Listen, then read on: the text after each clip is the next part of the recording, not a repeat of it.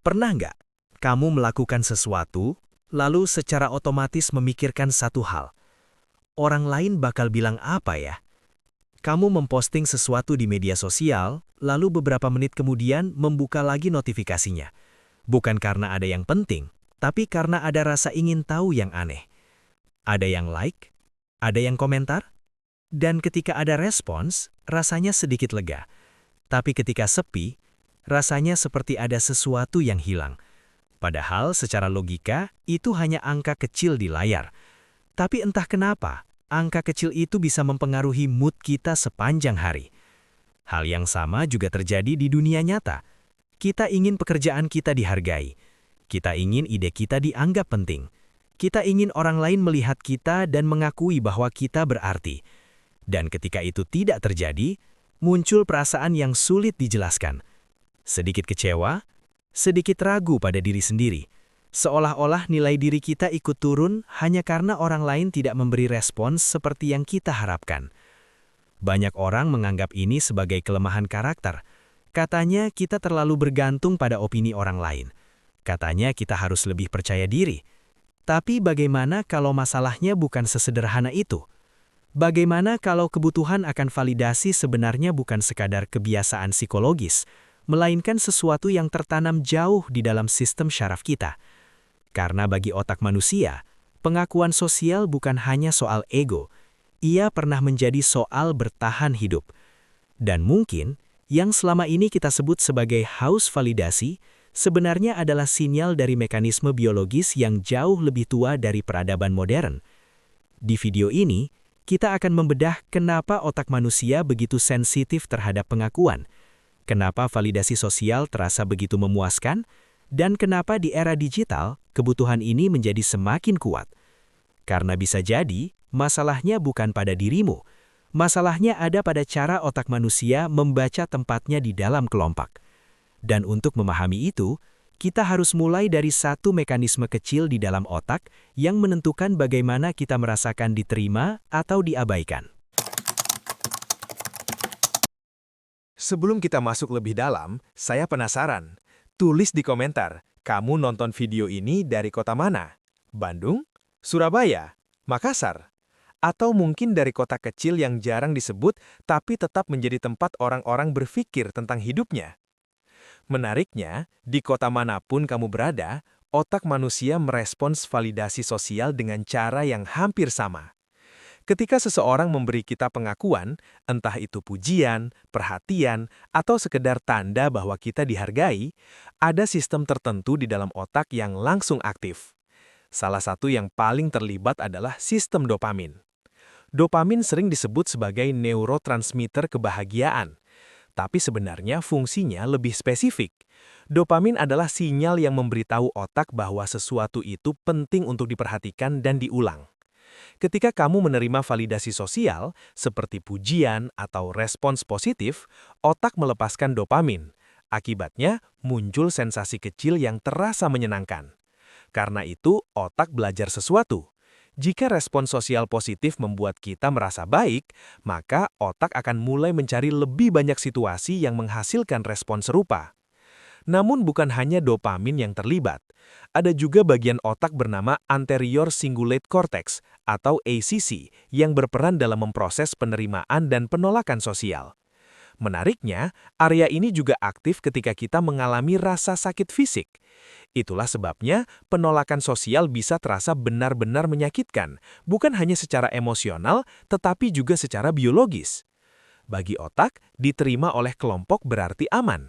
Ditolak berarti potensi bahaya. Karena dalam sejarah evolusi manusia, hidup sendirian hampir selalu berarti resiko besar. Oleh karena itu, sistem saraf kita berkembang menjadi sangat sensitif terhadap sinyal sosial. Senyuman kecil, nada suara yang berubah, atau bahkan keheningan dari orang lain.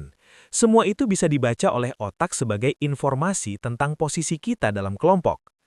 Namun ada satu hal yang membuat sistem ini jauh lebih kompleks dari yang kita bayangkan. Karena kebutuhan akan validasi tidak hanya berasal dari bagaimana otak bereaksi terhadap penerimaan. Ia juga dipengaruhi oleh dunia tempat kita hidup sekarang. Dan disinilah konteks modern mulai memainkan peran besar. Sebelum kita lanjut, coba tarik napas pelan. Tidak perlu panjang. Tidak perlu dramatis. Tarik, hembuskan. Kamu tidak sedang dikejar apapun sekarang. Kita hanya sedang memahami cara kerja pikiranmu. Sekarang, bayangkan satu hal sederhana.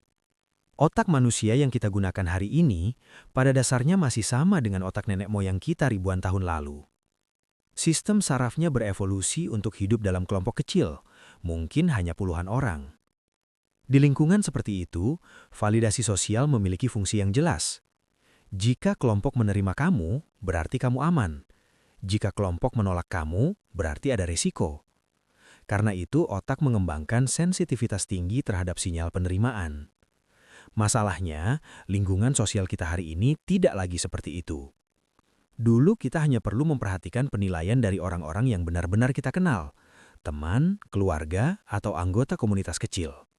Sekarang, dalam satu hari, kita bisa terekspos pada ratusan bahkan ribuan orang. Melalui komentar, melalui jumlah likes, melalui views, melalui angka-angka kecil yang terus muncul di layar. Bagi otak, semua itu tetap dibaca sebagai sinyal sosial. Setiap notifikasi adalah bentuk perhatian, setiap angka adalah indikator penerimaan, dan setiap kali kita melihat respons itu, sistem dopamin kembali aktif. Akibatnya, mekanisme yang dulu hanya bekerja dalam lingkup kecil, sekarang terus dipicu tanpa henti. Kita membuka ponsel dan tiba-tiba otak membaca puluhan sinyal sosial sekaligus. Apakah orang menyukai saya? Apakah orang memperhatikan saya? Apakah saya cukup dihargai? Ditambah lagi dengan satu hal yang jarang kita sadari, algoritma. Algoritma tidak dirancang untuk menenangkan sistem saraf kita. Ia dirancang untuk mempertahankan perhatian kita. Karena itu yang paling sering ditampilkan adalah sesuatu yang ekstrim, yang paling menarik, yang paling mencolok. Akibatnya, standar sosial kita perlahan bergeser. Otak mulai menganggap pencapaian luar biasa sebagai sesuatu yang normal, dan karena itu kita merasa perlu terus membuktikan diri, agar tetap terlihat. Ada juga fenomena yang disebut imagined audience. Ini adalah kecenderungan otak untuk merasa seolah-olah kita sedang terus diamati oleh orang lain, bahkan ketika tidak ada yang benar-benar memperhatikan. Prefrontal cortex membuat simulasi sosial di dalam kepala. Nanti orang mikir apa ya? Kalau gue nggak cukup bagus gimana? Kalau mereka tidak menghargai gue? Padahal dalam banyak kasus, orang lain sebenarnya sibuk memikirkan dirinya sendiri. Namun karena sistem deteksi sosial kita terlalu sering diaktifkan oleh lingkungan modern, simulasi ini terasa sangat nyata. Itulah sebabnya kebutuhan akan validasi terasa semakin kuat. Bukan karena manusia modern lebih lemah, tapi karena otak yang berevolusi untuk kelompok kecil sekarang harus beradaptasi dengan dunia yang penuh evaluasi sosial tanpa batas. Namun disinilah muncul pertanyaan yang lebih menarik. Apakah kebutuhan akan validasi benar-benar berasal dari orang lain? Atau sebenarnya sebagian besar tekanan itu datang dari cara otak kita sendiri menafsirkan situasi sosial? Sekarang kita masuk ke bagian yang sering tidak kita sadari. Masalahnya bukan hanya karena dunia modern penuh dengan penilaian. Masalahnya juga karena otak kita sering salah membaca situasi sosial. Ada satu fenomena psikologis yang disebut spotlight effect.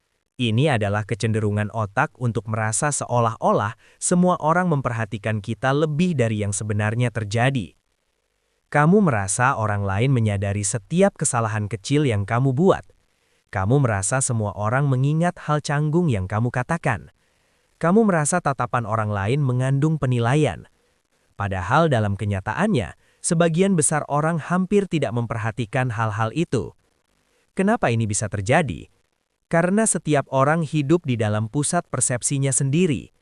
Semua pikiran, emosi, dan sensasi yang kamu rasakan terasa sangat intens bagi dirimu. Otakmu mengalami semuanya secara langsung. Oleh karena itu, otak secara tidak sadar mengasumsikan bahwa pengalaman itu juga sama jelasnya bagi orang lain. Padahal tidak. Lalu ada distorsi lain yang disebut mind reading bias. Otak sering mencoba menebak apa yang dipikirkan orang lain. Kemarin dia diam, mungkin dia tidak suka dengan saya. Dia tidak merespons pesan saya, mungkin dia menganggap saya tidak penting. Masalahnya, itu bukan fakta, itu hanya interpretasi. Prefrontal cortex mencoba mengisi kekosongan informasi dengan prediksi. Dan karena sistem syaraf kita sangat sensitif terhadap ancaman sosial, prediksi itu sering condong ke arah negatif. Ini adalah strategi bertahan hidup yang sangat tua. Bagi otak primitif, lebih aman untuk berasumsi bahwa sesuatu adalah ancaman daripada mengabaikannya. Namun di kehidupan modern, strategi ini sering berlebihan. Ada juga fenomena yang disebut negativity bias. Secara biologis, otak memberi perhatian lebih besar pada informasi negatif dibandingkan informasi positif. Satu komentar kritis bisa terasa jauh lebih kuat daripada 10 komentar netral. Karena bagi otak evolusioner, sinyal negatif selalu dianggap lebih penting untuk diperhatikan. Masalahnya, di dunia sosial modern, mekanisme ini sering membuat kita salah membaca situasi. Ekspresi wajah yang netral terasa seperti penolakan. Respon singkat terasa seperti kritik. Keheningan terasa seperti penilaian buruk. Padahal seringkali, orang lain hanya sedang sibuk dengan pikirannya sendiri. Disinilah muncul satu insight penting. Rasa haus validasi seringkali bukan berasal dari penilaian nyata dari orang lain. Ia berasal dari skenario sosial yang diproduksi oleh otak kita sendiri. Kita tidak hanya bereaksi terhadap dunia sosial, kita bereaksi terhadap simulasi sosial yang dibuat oleh pikiran kita. Dan karena simulasi itu terasa begitu meyakinkan, kita menganggapnya sebagai realitas. Sekarang bayangkan implikasinya. Berapa banyak keputusan yang kita tunda? Berapa banyak ide yang tidak pernah kita bagikan? Berapa banyak bagian dari diri kita yang kita sembunyikan, hanya karena kita percaya pada simulasi di kepala kita sendiri? Namun sebelum kita menyimpulkan bahwa otak adalah sumber masalahnya, pada satu perspektif yang jarang dibahas. Bagaimana jika kebutuhan akan validasi sebenarnya memiliki fungsi yang jauh lebih dalam daripada sekedar kelemahan psikologis? Sekarang mari kita lihat dari sudut yang berbeda. Selama ini kita sering menganggap kebutuhan akan validasi sebagai sesuatu yang memalukan. Seolah-olah orang yang membutuhkan pengakuan berarti tidak cukup kuat secara mental. Tapi bagaimana kalau cara pandang itu sendiri keliru? Bagaimana kalau kebutuhan akan validasi bukanlah kelemahan, melainkan fungsi dasar dari otak sosial manusia? Manusia adalah spesies yang sangat bergantung pada kelompok. Hampir seluruh sejarah evolusi kita dibentuk oleh kehidupan bersama orang lain. Kita tidak berevolusi untuk hidup sendirian. Karena itu, otak kita memiliki sistem yang secara otomatis membaca posisi kita di dalam lingkungan sosial. Apakah kita diterima? Apakah kita dihargai? Apakah kita dianggap berkontribusi? Pertanyaan-pertanyaan ini bukan sekedar rasa ingin tahu. Bagi otak, ini adalah indikator keamanan. Dalam neuroscience, ada konsep yang disebut social baseline theory. Ide dasarnya sederhana. Otak manusia menganggap keberadaan orang lain sebagai bagian dari sistem regulasi energi dan keamanan. Ketika kita merasa diterima oleh kelompok, otak bekerja lebih efisien. Sistem stres menurun, rasa aman meningkat. Sebaliknya, ketika kita merasa diabaikan atau tidak dihargai, otak menganggap itu sebagai potensi ancaman terhadap stabilitas sosial kita. Itulah sebabnya validasi terasa begitu penting, bukan karena kita haus pujian, tapi karena otak kita membaca penerimaan sosial sebagai tanda bahwa kita masih memiliki tempat di dalam kelompok. Namun disinilah kesalahpahaman terbesar terjadi. Kita sering mengira bahwa kebutuhan akan validasi berarti kita harus mendapatkan persetujuan dari semua orang. Padahal sistem otak tidak bekerja seperti itu. Yang dibutuhkan otak sebenarnya bukan persetujuan universal, tetapi rasa keterhubungan yang stabil. Perbedaan ini penting. Persetujuan universal hampir tidak mungkin dicapai. Setiap orang memiliki perspektif, nilai, dan pengalaman yang berbeda. Tetapi keterhubungan sosial bisa muncul bahkan tanpa kesepakatan penuh. Disinilah muncul insight yang sering mengubah cara kita melihat diri sendiri. Kebutuhan akan validasi bukan masalah yang harus dihapus. Yang perlu kita ubah adalah sumber validasi yang kita kejar. Ketika validasi sepenuhnya bergantung pada respons acak dari lingkungan luas, seperti angka di media sosial atau opini dari orang yang bahkan tidak benar-benar mengenal kita, sistem saraf menjadi tidak stabil, karena sumbernya tidak bisa diprediksi. Namun ketika validasi datang dari hubungan yang lebih nyata, orang-orang yang benar-benar memahami kita, komunitas kecil yang memiliki nilai serupa, otak mendapatkan sinyal keamanan yang jauh lebih kuat. Artinya, kebutuhan akan validasi sebenarnya bukan tentang ego. Ia tentang kebutuhan biologis untuk merasa memiliki tempat. Dan ketika kita memahami ini, sesuatu berubah. Kita tidak lagi melihat kebutuhan itu sebagai kelemahan. Kita melihatnya sebagai sinyal dari sistem sosial di dalam otak kita. Namun masih ada satu langkah berikutnya. Jika kebutuhan akan validasi memang alami, bagaimana caranya agar kebutuhan itu tidak mengendalikan seluruh cara kita melihat diri sendiri? Disinilah reframing berbasis sains mulai menjadi penting. Sekarang, kita sampai pada bagian yang sering mengubah cara orang melihat dirinya sendiri. Jika kebutuhan akan validasi adalah bagian alami dari sistem otak, maka tujuan kita bukan menghapusnya. Tujuannya adalah mengubah cara kita memaknainya. Kita mulai dari satu prinsip penting dalam neuroscience. Otak adalah mesin prediksi, bukan mesin pencari kebenaran. Setiap kali kamu berada dalam situasi sosial, otak tidak menunggu fakta lengkap. Ia langsung membuat prediksi berdasarkan pengalaman sebelumnya. Jika di masa lalu kamu pernah diabaikan, dikritik, atau dipermalukan, hipokampus menyimpan memori itu. Lalu ketika kamu masuk ke situasi sosial yang mirip, amigdala memberi sinyal waspada. Masalahnya, otak sering menggunakan data lama untuk membaca situasi baru. Karena itu, perasaan tidak dihargai seringkali muncul bahkan sebelum kita benar-benar tahu apa yang dipikirkan orang lain. Langkah pertama dalam reframing adalah menyadari bahwa reaksi emosional bukan selalu cerminan realitas saat ini. Ia bisa jadi hanya gema dari pengalaman masa lalu yang diputar ulang oleh sistem prediksi otak. Ini bukan berarti perasaan kita salah. Ini berarti perasaan kita tidak selalu lengkap sebagai sumber informasi. Langkah kedua adalah memisahkan dua hal yang sering tercampur di dalam pikiran kita, fakta dan narasi internal. Contohnya seperti ini. Fakta, seseorang tidak merespons pesanmu. Narasi, berarti saya tidak penting bagi mereka. Fakta, postinganmu tidak banyak mendapat respons. Narasi, berarti orang tidak peduli dengan apa yang saya lakukan. Padahal, narasi itu adalah interpretasi yang dibangun oleh otak. Disinilah prefrontal cortex berperan. Bagian otak ini memungkinkan kita melakukan cognitive reappraisal, yaitu menilai ulang makna dari sebuah situasi. Penelitian menunjukkan bahwa ketika seseorang secara sadar mengubah interpretasi terhadap pengalaman sosial, aktivitas amigdala bisa menurun. Artinya, makna yang kita berikan pada sebuah peristiwa benar-benar mempengaruhi intensitas emosi kita. Insight pentingnya adalah ini. Kita tidak bisa mengontrol apakah orang lain memberi validasi atau tidak. Namun kita bisa mengontrol bagaimana otak kita menafsirkan sinyal sosial itu. Reframing bukan berarti kita menjadi kebal terhadap opini orang lain. Reframing berarti kita mulai melihat opini sebagai informasi, bukan sebagai definisi diri. Karena jika nilai diri sepenuhnya ditentukan oleh respon sosial yang berubah-ubah, maka identitas kita akan selalu ikut naik turun bersama reaksi orang lain. Namun ketika kita memahami bahwa otak hanya sedang membaca posisinya dalam sistem sosial, kita mulai mendapatkan jarak. Dan jarak ini penting, karena di dalam jarak itu, kita memiliki pilihan.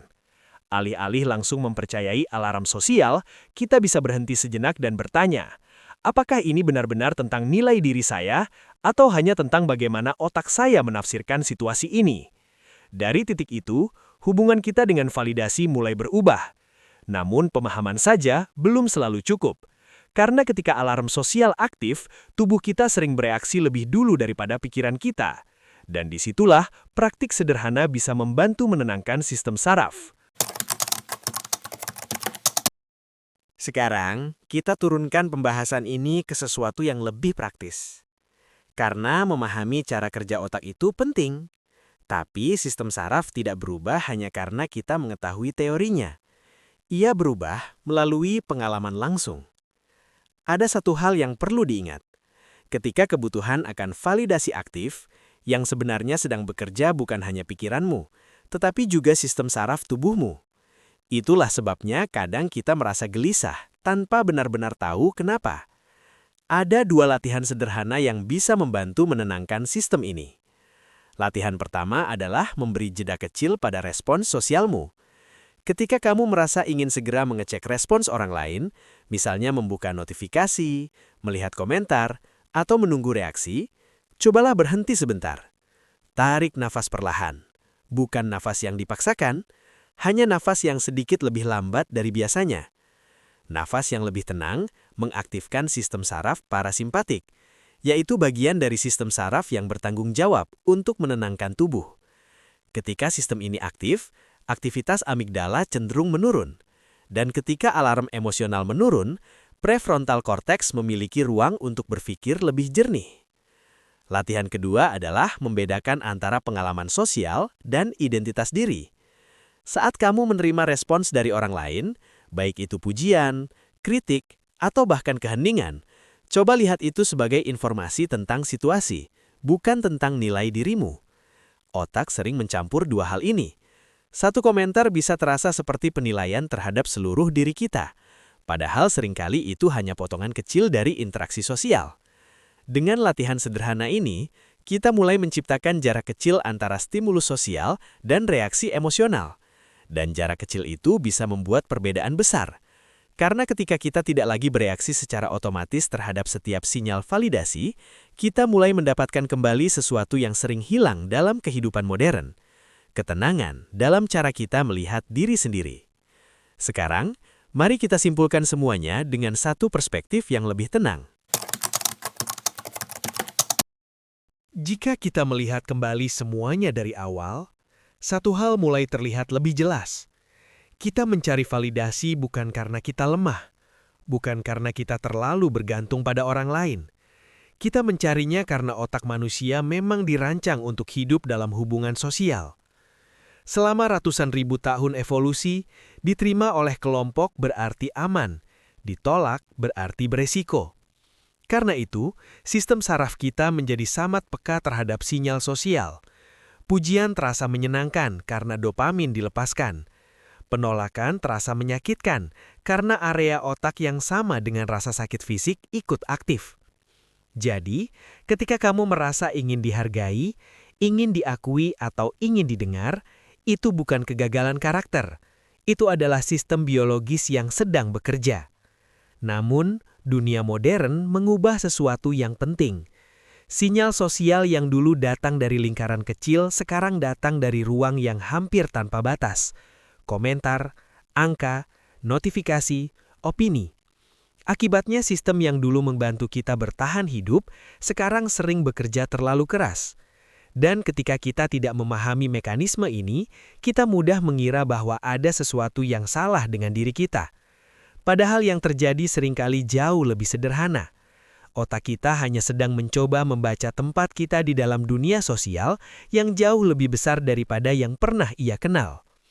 Ketika kita mulai memahami itu, sesuatu perlahan berubah. Kita tidak lagi sepenuhnya percaya pada setiap sinyal sosial. Kita tidak lagi langsung mengartikan keheningan sebagai penolakan. Ada sedikit jarak, dan di dalam jarak itu ada ruang untuk bernapas. Bukan karena kebutuhan akan validasi hilang, tapi karena kita mulai memahami dari mana kebutuhan itu berasal. Dan seringkali, ketenangan bukan datang dari membuat semua orang mengakui kita. Ketenangan datang ketika kita mulai memahami cara kerja pikiran kita sendiri. Karena semuanya seringkali dimulai dari satu langkah sederhana, mulai sadar.